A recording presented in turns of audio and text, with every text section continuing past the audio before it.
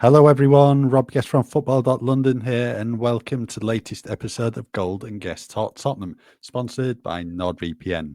Joining me today, it's Alasdair Gold. Ali, have you had a good international break? No, no, international breaks are always rubbish. I hope you're well. You've been gallivanting across Europe, presumably scouting for Everton, have you? Do you have fun? Yes, yeah, good week or so. I don't think you've had the best of times, have you, really? Not a lot to talk about, but it's what it is, I suppose.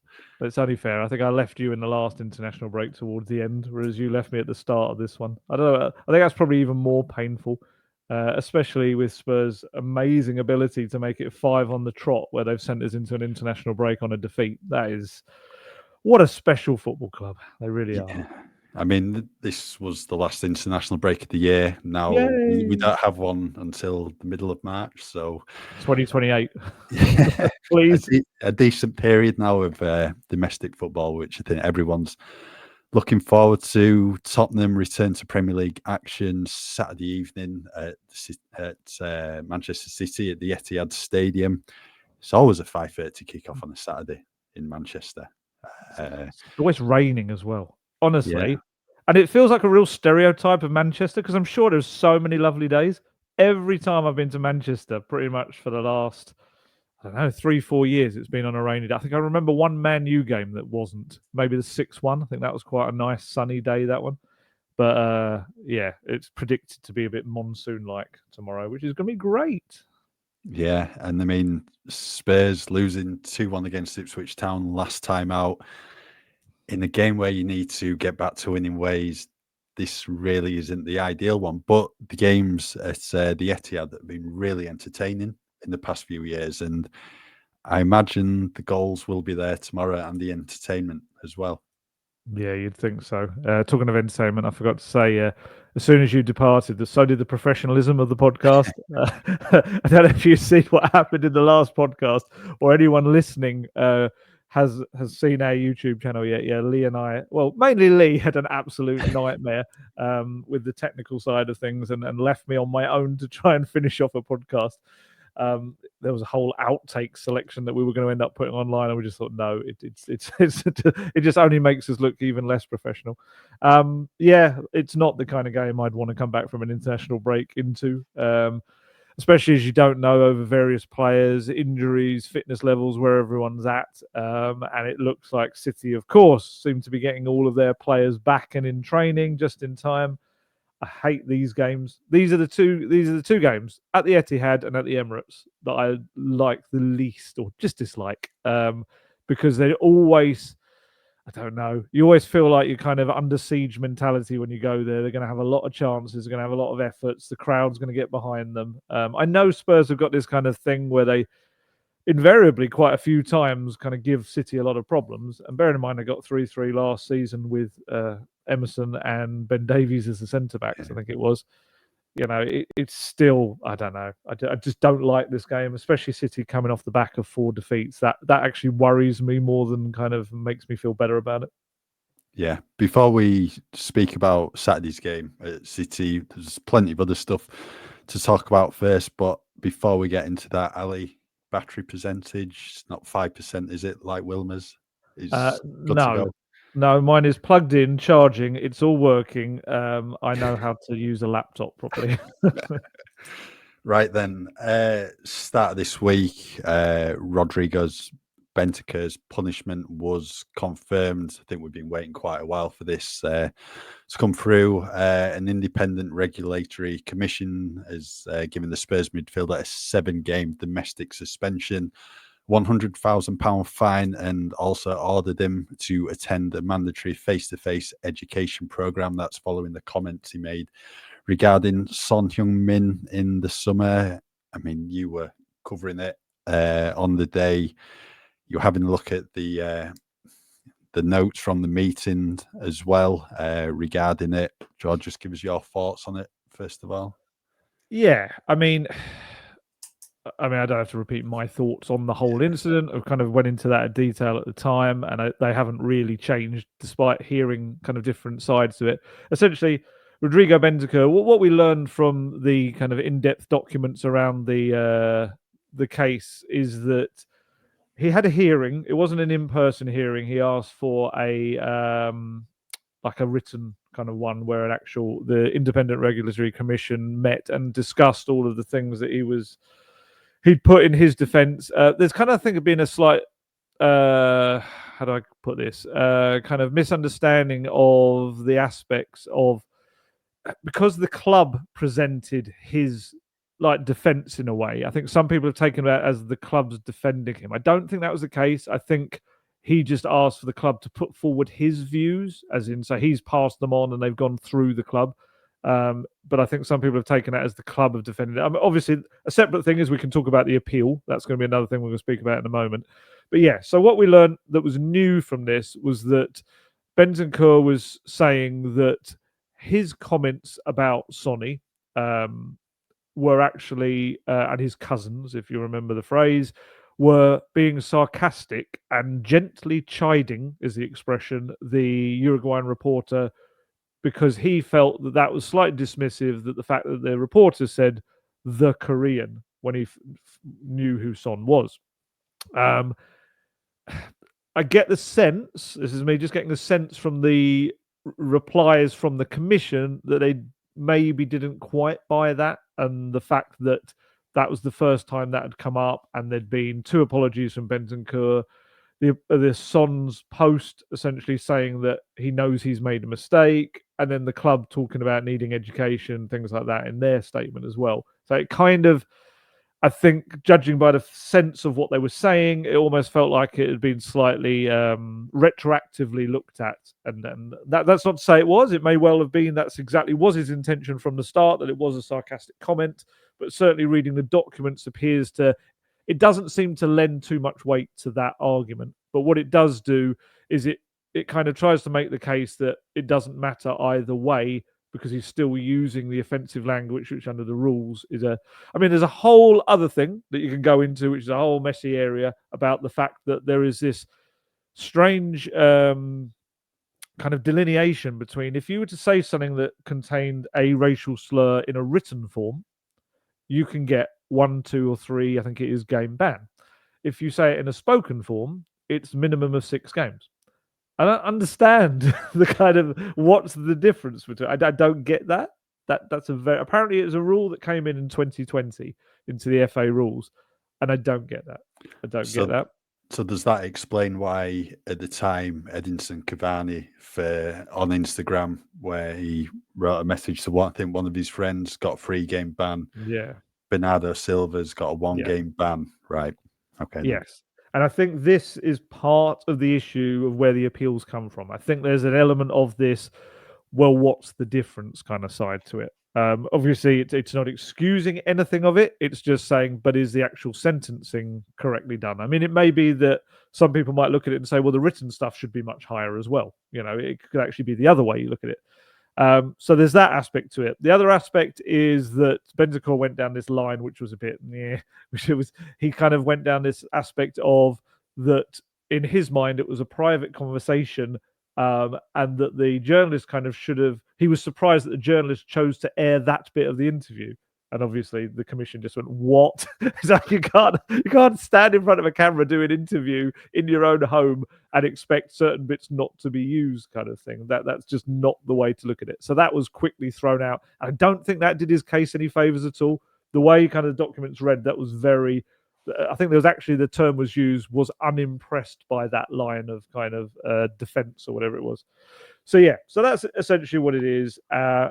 Ultimately, what he said, still under the framework, was considered an aggravated breach of these 2 FA rules, or 1 FA rule, which became a 2nd FA rule. So yeah, so we got the 7-game ban, we got the £100,000 fine. Not we didn't, he did, and then this, which not many people have mentioned too much, this course that he has to go on as well, which is quite interesting in that the FA have to provide it to him. And I think if he doesn't do it by, I think it's something like March 2025, he's immediately suspended again. It's like, yeah, it's quite like, you don't do it, you are banned from football again. I'm sure he will. Or for how long does it say? Until the course is complete. Until he's done it, right? Yeah. So that's another little element. The other little element that we spoke about like a few weeks back is he's on 4 yellow cards. So there's a very real kind of chance that he comes back, plays a game, gets a yellow card, and gets suspended again. So it's all an absolute kind of mess, really. But, you know, when you say daft things, regardless of however you feel you're saying them, this is kind of what's going to happen in the world. They're going to be examined and they're going to be looked at, and sanctions are going to be put out if you're a footballer and you're saying these in public forums.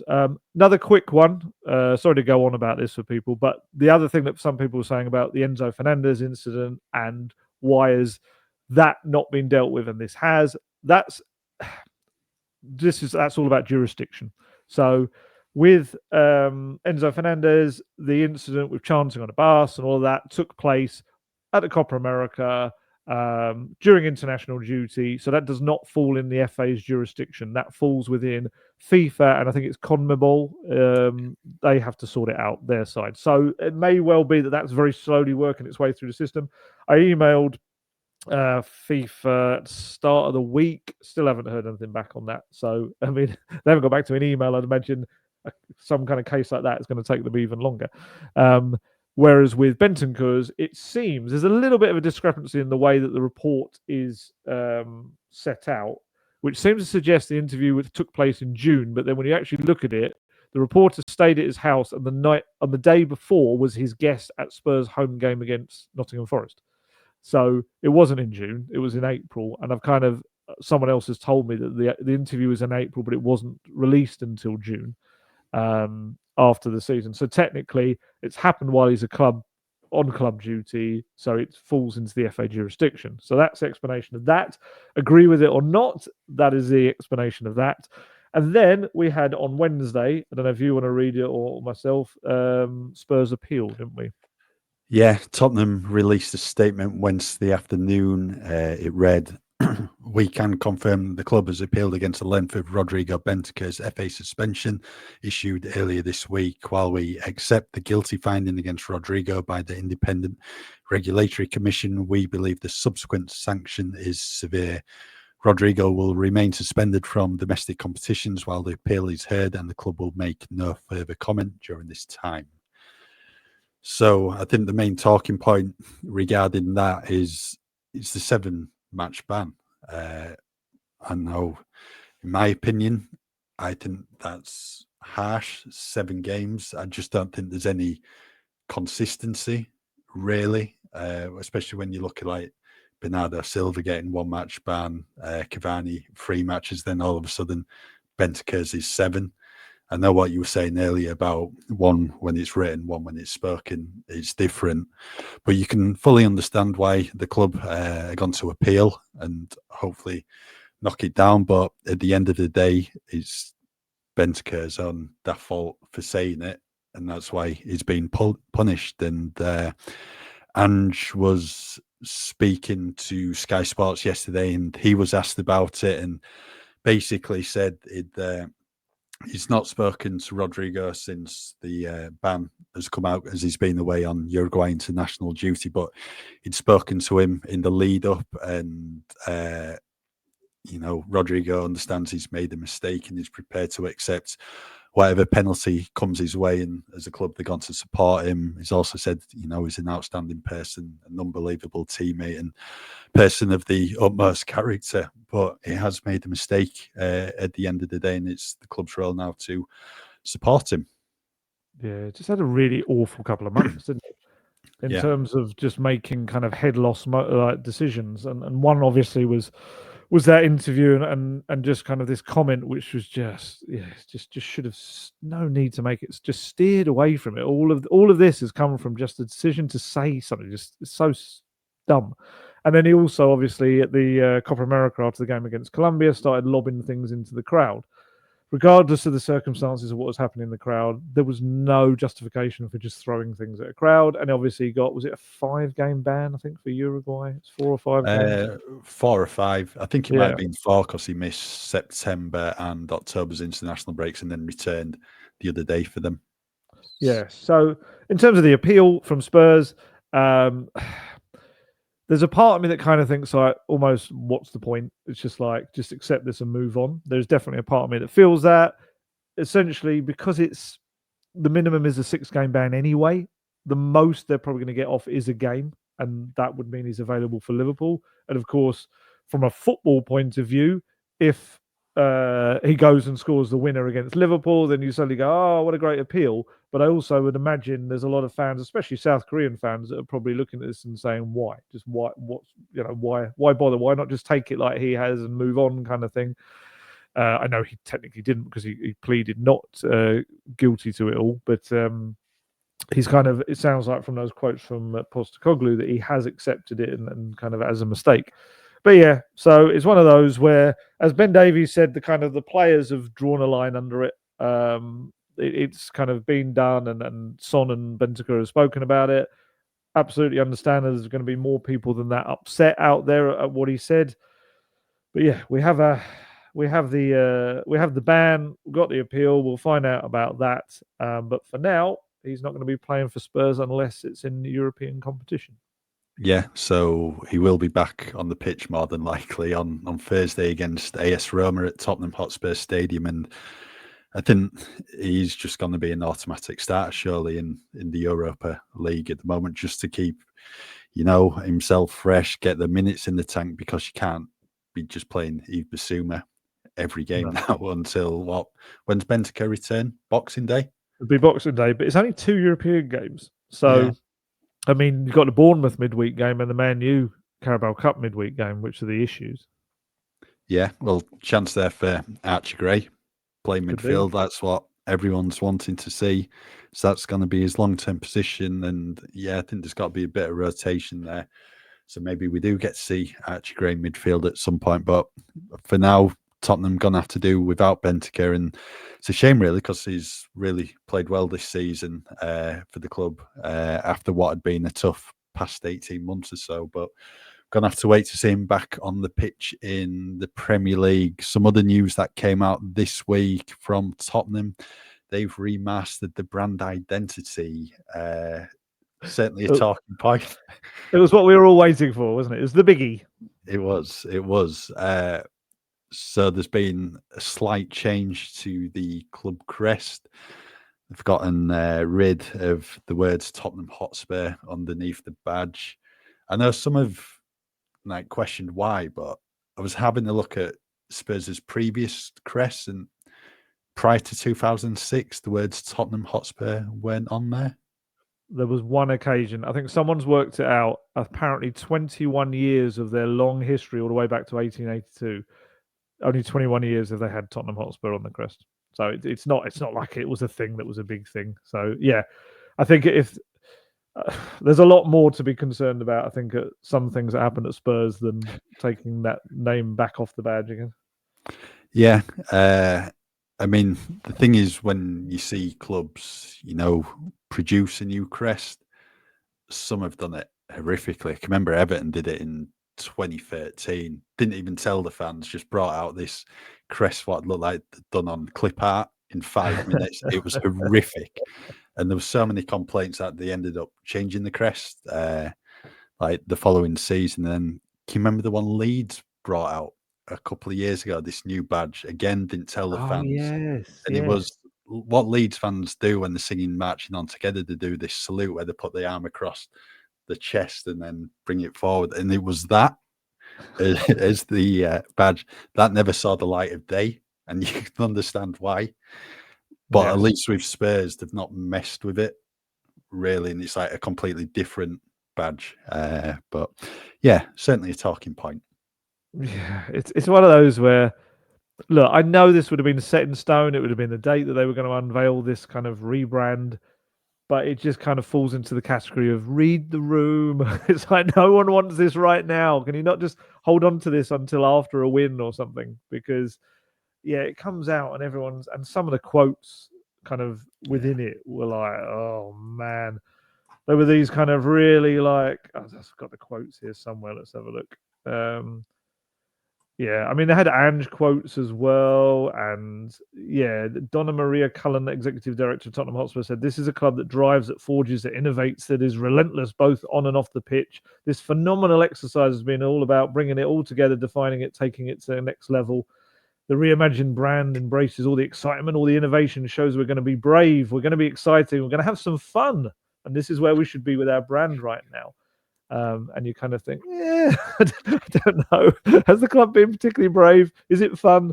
Not always. Certainly not always. But it was quite interesting. I did think that the quote from it wasn't, well, first off, it wasn't Daniel Levy, it was one of his directors, but also that he used the word relentless, which is a Postecoglou word, isn't it? That's the very kind of his buzzword. And I just thought that was quite interesting that they were using that to describe everything. As for the rebrand itself, I've had a few people that are kind of involved in design have kind of spoken to me about it, and they're quite kind of complimentary about it.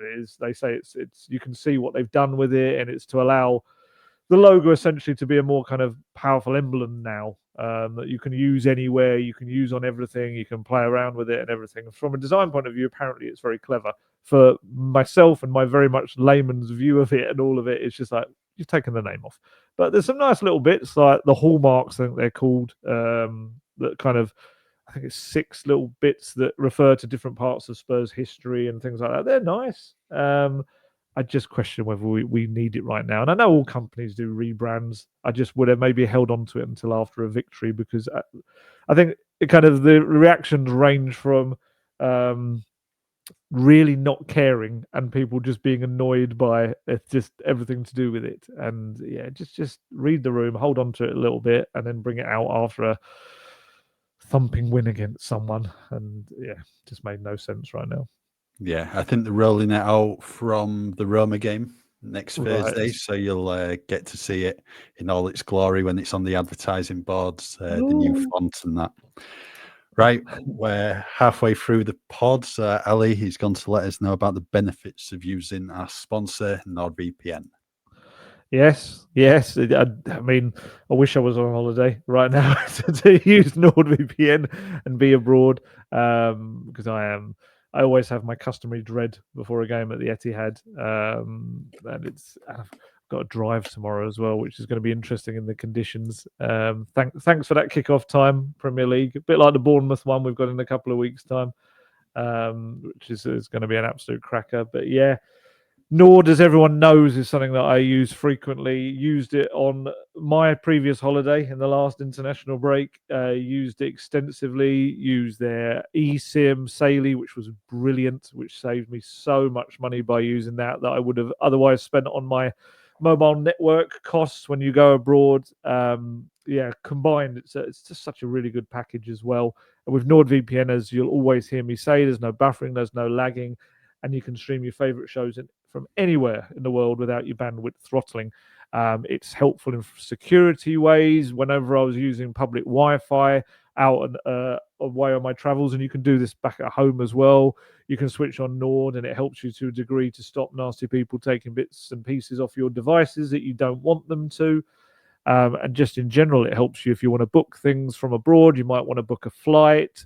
I don't know, concert tickets, whatever. You might want to book them from a foreign country that you're going to, rather than book them from the UK, and it could end up cheaper doing it that way. And all you have to do is set your device to thinking it's in another country, or likewise, you could be abroad and watch something that you want to watch in the UK and just switch your device to thinking it's back in the UK rather than the country you're in. It's just useful on so many levels, and I've used it so many times. It's always very helpful to me, which is why I'm very pleased to extol its virtues, let's say. And also, on top of all of that, you can get a whacking great discount off your NordVPN plan by going to nordvpn.com/gold guest, because our special exclusive podcast link will give you 4 extra months on the 2-year plan. And there's no risk with Nord's 30-day money-back guarantee. The link, in case you missed it when I just said it, is in the podcast episode description box. So it's Man City 5:30 Saturday evening. Then looking at Ange's team, gone to maybe not have as many players to choose from. Possibly Mickey van der Ven. He said in an interview yesterday that Mickey's still a couple of weeks away from returning. He's back on the grass training, but hoping middle of December he'll be back and available to play. Question marks over Christian Romero as well. He's definitely a doubt, Ange Postecoglou said. Angie's speaking to the media at 1 p.m. on Friday, so hopefully there'll be a bit more on Romero. But he came off at half-time with a foot injury in Argentina's first international game against Paraguay. Didn't feature against Peru on Wednesday. So question marks over Romero. As was the case at the Etihad last season, Tottenham had a team, a backline full of fullbacks, possibly going to have 3 fullbacks in the 4-man defence this year, unless he wants to take Radu Dragusin out and put Jed Spence in. Yeah. Yes, he could. That would be a curveball. I do wonder when we're going to see Jed again. I know it's kind of really unfortunately timed injury, but he kind of got that new contract. It was like, yeah, Jed's back. Oh, he's disappeared back into the distance again. Has he played since he No. signed the contract? No, I don't think so. So this is the ridiculous thing about him not being in a European squad. It's like he could play against Roma. He could be playing against Rangers. And it's just, it's still think that decision's such an iffy one. But yeah, this weekend, I mean, Romero, first off, we should say congratulations, Christian, and his partner, Karen, I think it is. They've had a little baby girl called Lucy. I think there was always the potential that he was going to miss the second game because of that, because the birth was on its way. However, and then he went and spoiled it all by kind of getting the foot injury happening again. I think it's the same foot. I think it's the right foot. To come off at half-time isn't great. Is this one of those where maybe, I mean, I didn't watch the Ipswich game and he picked up the injury against Villa. Is it one of these ways I'll come back against Ipswich so then they can go on international duty? Because if he misses Ipswich, then more than likely Spurs are going to say, no, you're not going international duty. I'm gonna be less cynical. I'm gonna look at it the other way. Right. I think there's been times before when Romero hasn't been available for Spurs, but then still gone on international duty.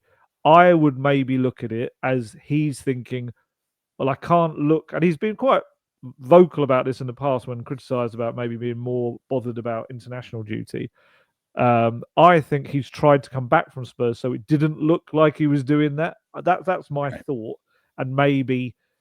Yeah, it was a little bit too soon he'd come back. I know there was reports, wasn't there, in Argentina around it originally that it was his toe and a ligament or something that wasn't serious, but to still be feeling it all those days later. I mean, he's had 9 days since that match, I think it will be, since the Paraguay game. So hopefully it'll be a little bit better. I think it's one of those where probably the player and Spurs, if he's fit in any shape or form, you put him out in this game. Although, if we're going to be fair, Radu Dragusin and Ben Davies played pretty well together, didn't they, against City, if I remember correctly? Didn't they come when they in the Romero Carabao came Cup? off, didn't he? Yeah. Half time? Romero came off into the second half, 10-15 minutes into the second half.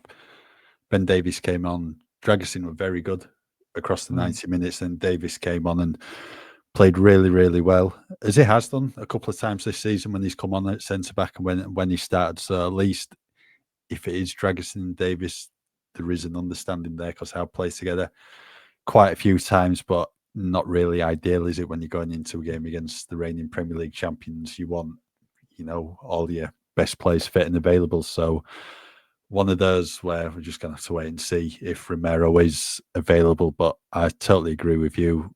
If he is fit, maybe not 100% fit, but can play, then you start him. When you got Haaland this time as well. Yeah, but I mean, he hasn't been that prolific, has he, recent weeks? We just scored a hat-trick, didn't he, on international duty? Well, I mean, City games. Yeah, but yes, I agree. But it's probably more about the confidence, isn't it, coming in off a hat-trick, as we'll talk about with some of the Spurs players that have had a really good couple of international games as well. Yeah, definitely. I mean, City are coming into this game off the back of 4 successive defeats in all competitions, and this is just like... Stop saying it. Stop saying it. It needs to be mentioned. I mean, this is so unlike Pep Guardiola's City, so there's going to be a reaction at some point. Hopefully it's not Saturday evening, but you just know with the quality they've gotten. Was it Kevin De Bruyne, John Stones, Kanji, and Grealish have been back in training. So they need to bounce back. So it's going to be extremely tough, and that's why you want players like Romero in your back line, because it's going to be really, really tough game at the Etihad tomorrow.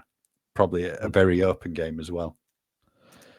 Yeah, it does worry me, the various players that have come back, the quality that they can kind of keep bringing on as the game progresses as well. Whereas Spurs, I mean, it's just, this is the thing with Ange right now, is he must be looking at the bench and just like, kind of, how can I change it almost? When you got no Richarlison or Alasdair to change things up, and obviously Alasdair's now had his hamstring surgery, and who knows when he's back from that. I don't know whether we'll get something from Ange today at the press conference about exact timings of that. He probably won't, but I mean, the last person I remember having hamstring surgery was Alfie Dorrington. I think he had that somewhere near April, was it? I think maybe. He was out for a while. He didn't come back till kind of late August, September, early September. So again, it depends what kind of surgery, how severe. But you imagine the fact that he has to have surgery in the first place means it's pretty bad. Richarlison, he keeps using the word significant, doesn't he, with that injury? So that's two big attacking kind of changes you can make to your team that just aren't there to call upon. And of course, we know what Van de Ven in that defence and the difference he makes with his pace. So yeah, I'm not hugely optimistic. Hopefully that's when I kind of get proved otherwise, as has happened occasionally over the years in this fixture. But yeah, it's just a game I'm not hugely looking forward to. But as I kind of alluded to there are a few players that had, other than I think it was the same day Romero became a dad again, was that a lot of players had some very big matches for their country. Sonny scored again. Basuma got an assist for Mali. Brennan Johnson got a lovely assist early on cross in Wales's big kind of Nations League game, and then scored a classic Brennan Johnson goal, running through, putting it in the bottom left corner. And then Decky just, I think it was Azerbaijan they were playing. So you are going to talk about a certain different level, but he was just full force Decky, playing as a number 10, got I think an early assist, got 2 goals. No, sorry, I think he got a goal, assist, goal. I think that was the way it worked for him. And captain again, there's some footage of him kind of, did he say something like "I'm hungry" or something like that? I think he did before the game, and then like "Let's feast" kind of thing. And there was a scary moment right at the end when he went down holding that shoulder, which I feel like he's been holding that shoulder in the last 3 games. Keeps having an issue with it, or certainly 2 for Spurs and then this game. But according to Andy's injury news, certainly yesterday seemed to be okay. Hopefully nothing's changed when we talk to him in a little bit. But yeah, there's a lot of players going in. All your front 3 apart from Solanke have scored. Solanke's had a bit of a rest. He's only played bits and pieces for England, which after jarring his knee against Ipswich is probably the best outcome for Spurs as well. So yeah, from an attacking sense, and you've got Timo Werner's had a couple of weeks to maybe his groin injury to kind of settle down slightly or heal or whatever. It's just, it's about the midfield, actually. Who would you go with in the midfield? I think it picks itself, to be honest. Kulusevski and Sarr, certain starters at the moment, given the form, undroppables in the eyes of many, and I think that's correct. And then I think it's just Yves Bissouma comes in for Rodrigo Bentancur. I don't see what else you'd do. I mean, there's a big question over James Maddison, who 12 months ago was, such a key player in the Tottenham 11. Started off this season well, but it's just the form of Kulusevski and Pat Matar has meant he takes his place on the bench, and I think he's going to have to just make do with minutes off the bench at the Etihad on Saturday. As I said, I just think it picks itself, really, the midfield 3. Yeah, I think you're right. I think you need the legs there as well of Sarr, and the ability to kind of get box to box, and he's going to have to. They're obviously not going to have as much of possession of the ball as they often do. Spurs are going to have to get used to that, and there's going to be a lot more running involved. And also, I spoke there about not being able to change it. Having someone like Maddison from the bench is a good option for a little bit of creativity as the game goes on.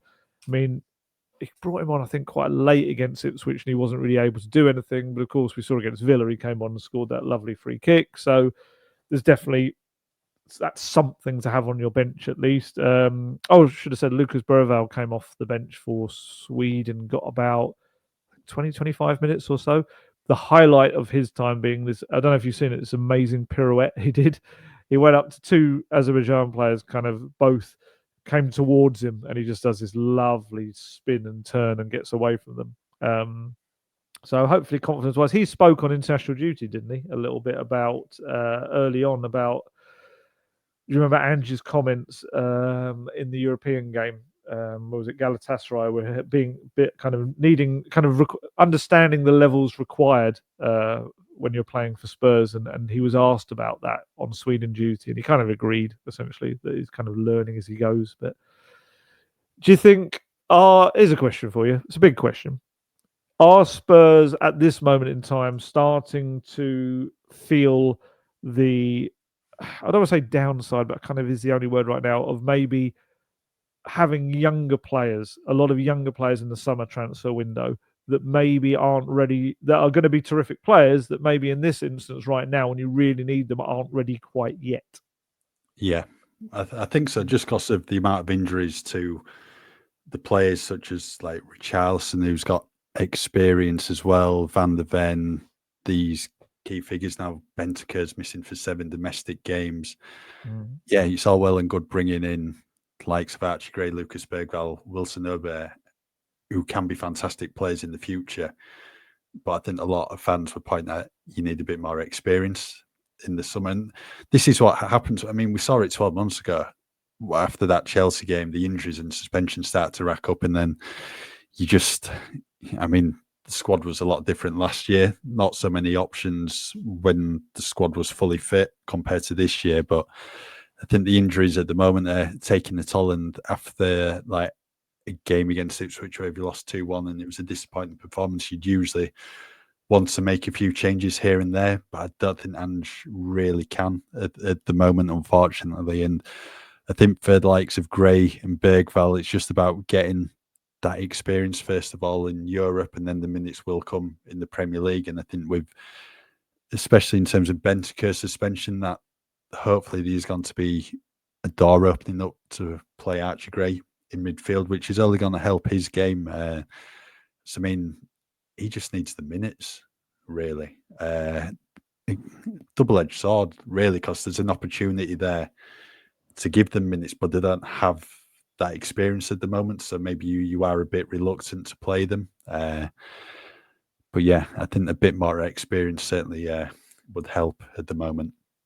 Yeah, I mean, you know, you're looking at Solanke coming in and making a big instant impact, and that's kind of, I can understand fans thinking, well, that's kind of what we needed slightly more of, if not a lot more of. And yeah, I mean, it's harsh on Odegaard, of course, who's injured and unable to contribute. But I think even in those early games, you could see that he's still very much a raw kind of attacking talent. It's a lot of exciting work, but ultimately in the final third wasn't too much, and that's something they're going to have to work on. Lucas Bergvall, you can see exactly the Ipswich game, I think, was a great example of Aaron looking to the bench and being like, you're not ready yet, and not looking to bring him on. And obviously it came after Galatasaray as well, when he hadn't been particularly great. So yeah, I mean, look, by the second half of the season, it may have all clicked. He might have just kind of found the rhythm, which is what they expect back in Sweden. And Bergvall could be an absolute star in the second half of this season. Gray, I think you would imagine, will be sooner. Like you say, I do think if we're going to take a positive from kind of there being this hole in the squad with Bentancur being out, I do think it's Archie Gray is going to get some game time, hopefully in the midfield. And I think we're going to very quickly see just how good he is in that position. I'm sure Leeds fans will be able to tell you, and if anyone that hasn't seen him play in the midfield yet, and we've just seen little kind of glimpses of it as a fullback. You can see how comfortable he is on the ball and the way he can kind of motor around people and out of challenges. And I do think all of this playing in different positions, exactly like Postecoglou said, will help him when his time comes in midfield. I was watching him for the under-21s the other night, and he was kind of playing a bit of a dual role. It was like, at times it was a right back, but at times it was on the end of a back three when they were in possession as well. and there was a lot on him tactically and how to kind of deal with certain situations. And I just think discipline-wise, if he's going to be a number 6 at times for Spurs or a number 8, it's just going to really help the way he reads the game, sees the game, and plays it. And I do feel like they are kind of feeling some of the kickback over signing such young players other than Solanke. And whether that gets addressed in January, I don't know. But exactly like you said, I think as soon as you get a bit of an injury crisis or players unavailable, suddenly you're looking at these younger players and you have to ask yourself kind of, are they ready or not? I guess we'll find out in the coming weeks because they're all going to have to play. Yeah. Well, tomorrow, big game for Dejan Kulusevski, Son Heung-min. They both like the trips to the Etihad. I was looking at Decky's numbers against City, and 7 games, I think it's 3 goals, 4 assists. Yeah. Or 4 goals, 3 assists. And he scored on his last 3 visits to the Etihad.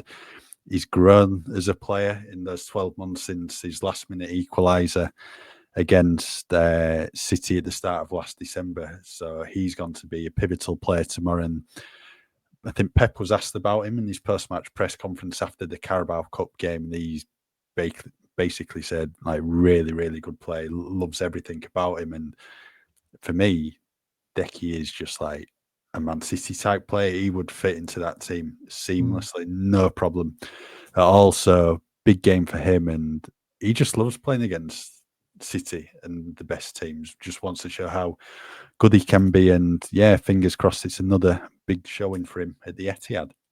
Didn't someone try and compare him to like De Bruyne or get him to Pep to compare him to De Bruyne? He's like, yeah, I'm not having that yet. Calm down, kind of thing. He's. I think as we did a feature last week on a Swedish fan, Sverker, which I really enjoyed, and kind of his constantly coming over to. He has got a season ticket in the South Stand and coming over every week. And another Swedish fan I was talking to and kind of setting that interview up kept calling it the deck he had, because he said he's just so good when he plays at Man City. Hopefully that continues. Like you say, very different role now. He's gone there as a winger, and it'd be interesting to see whether he has as much of an impact in a deeper role, and whether exactly how that plays out. He's Spurs' informed player right now, and he is absolutely, other than the shoulder that seems to be a little bit of a weakness at the moment, he is absolutely flying right now in his form, his confidence, his ability to kind of thread balls through, to find positions to take up to score himself. He is, there's some stats that have come out about Premier League games, and I think, didn't he create the most chances in any game so far this season for any club with the Man U game? I think, was it 9 chances he created for other players? It was 9. Yeah, we could do it a bit more of that. That would be lovely if he could create lots of chances for the others tomorrow. I love that, because there was a little period last season when maybe fans, pundits, journalists were kind of doubting, would he even fit in a Postecoglou's side? Was it going to end up being a player bought for a previous manager and maybe would end up heading elsewhere? And I think I even asked him in the summer, like, there was some links to you going back to Serie A and stuff like that. And he was quite kind of like strong on how he's in the moment at Spurs, and did that classic, you never know what happens in the future, like leave the door open right at the end of the answer thing, because obviously he doesn't want to upset anyone. He doesn't want to kind of claim that he's here and no one's going to get him out of the club, kind of thing. But everything just so quickly changed, and it was all that pre-season, really. I know there are elements of seeing him in the Maddison role last season, but I felt pre-season playing as the false 9 was the making of Decky in this Postecoglou kind of team. I think we saw a lot more centrally of him, and then he has just been absolutely brilliant this season. So yeah, he's going to be the man that I think we're all looking to kind of create the spark against City. But the key for Spurs is finishing it off. I mean, one of the many things I had to do over the international break, while wailing about the fact that they should have been third going into the international break, and make everything I was writing so much more positive. It's so ridiculous, isn't it? If I'm in an international break where I'm talking about Spurs being third, quarterfinals of the Carabao Cup, 3 out of 4 in the Europa League, that's a really nice international break to kind of talk about. Lose one game and they're the 10th, and it just changes the entire outlook. And and if they did lose tomorrow at the Etihad, then it's like they sink even further down. It's ridiculous, the fine lines in football. but yeah, it's one of the things I was looking up during the break was about like Spurs have created, I think they've had the second most shots on goal in the league. They created the second most chances and missed the second most big chances as well out of everyone in the league. And it's just like that's kind of the crux of it for me. Defensively, they're not as bad as people think. They're just not. They went into the Ipswich game with I think it was only 3 teams that conceded fewer goals in the Premier League. I think there's still 5, I think it is. So I think that's been overplayed slightly because of how open they look. But as I think it was it Vicario? I can't remember who said it before, that so many of those chances are offside that Spurs kind of look like they're giving away. Don't get me wrong, there are moments when they look very fragile. I still believe that little area between Romero and Porro seems to be a bit of an area where too many teams profit from. But it's the other end for me, not finishing the chances. I know they're the Premier League's top scorers and all of that, but they should have, probably double the amount of goals they've got, the amount of chances they've created. Sort that out, and I think they'll be absolutely fine. But yeah, hopefully it'd be lovely if it started tomorrow. Yeah, I mean, Ange can coach them as much as he wants on the training ground. When you get to the pitch, it's down to those players in the final third to take those chances. And there's been a lot of chances this year that they've passed up because Spurs would be much higher in the table. If you look about like Leicester, Newcastle games, a number of other ones as well, Brighton. But yeah, at least they are just 3 points off third. It's not like the 13 points away from third at the moment, but they need to start getting some consistency in the league. Just before we go, just on the subject of Decky, he did play central midfield, didn't he, last season at the Etihad? Oh, did he? A good memory. Yeah. I forgot that. Yeah, because it was Decky, Lo Celso, and Bissouma. Can you remember? Oh, yeah, Lo Celso. Yes, of course it was. Yeah. The back line of fullbacks. Can you remember who started on the wing? Oh, crikey. No, you're going to have to tell me. My brain's completely... I didn't even remember Decky was in the midfield. It was Brennan Johnson, right wing, Son up front, and on the left wing, Brian Hill. Oh, yeah, and he set up the first goal, and then did he come off at half-time? He got 45 minutes, didn't he? Yeah. I think it was, yeah. I forgot about that. God, but it just shows you, doesn't it, that, like, because Lo Celso scored a lovely goal, didn't he? And yeah, Brian Hill had that really good moment. It just shows you that if you can have you're going to get moments against City, you're going to have chances, just about taking them. And then just keeping out all those ridiculous amount of attacking players. Obviously, losing Rodri is a big thing for City, and that's something that Spurs need to kind of exploit. But there's so much more to them as well. But yeah, it's, like you say, could be a game full of goals. Hopefully, Spurs score more of them. Yeah, I think goals are going to be guaranteed at the Etihad tomorrow. They always are when City and Spurs meet. So you'll be there in place, bringing us all the coverage as usual. So we'll call it a day on today's podcast, and we'll be back early next week to reflect on the game at the Etihad and then look ahead to the Roma and Fulham games next week. So as ever, thank you for tuning in, and just keep with us at football.london for all your latest Tottenham news. To get the best discount off your NordVPN plan, go to nordvpn.com/Gold Guest. Our link will also give you 5 extra months on the 2-year plan. There's no risk with Nord's 30-day money-back guarantee. The link is in the podcast episode description box.